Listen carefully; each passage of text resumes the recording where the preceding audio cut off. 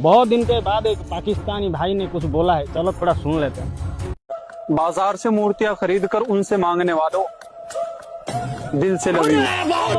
चलो हम मान लिया कि हम बाजार से महंगी पत्थर खरीद के उसके ऊपर माथा रगड़ते हैं, लेकिन तुम लोग तो हमसे भी सस्ता बजरी और सीमेंट ला के एक हम्स बना के उसके ऊपर 50 रुपया का चादर डाल के उसके आगे जो पिछवाड़ा उठा के घर को नीचे करके मांगते हो, वो क्या है?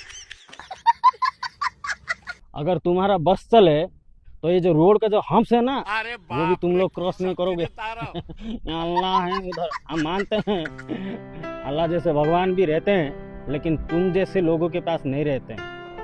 साला पंचर मारने के लिए औकात नहीं है, आ गया इंडिया के साथ बोलने के लिए। इंडिया के हिंदू भाई, इंडिया के मुसलमान भाई यहाँ पर क्या साला, अगर मिल गए ना तुम लोगों का नाक में बम्बू घुसा देंगे।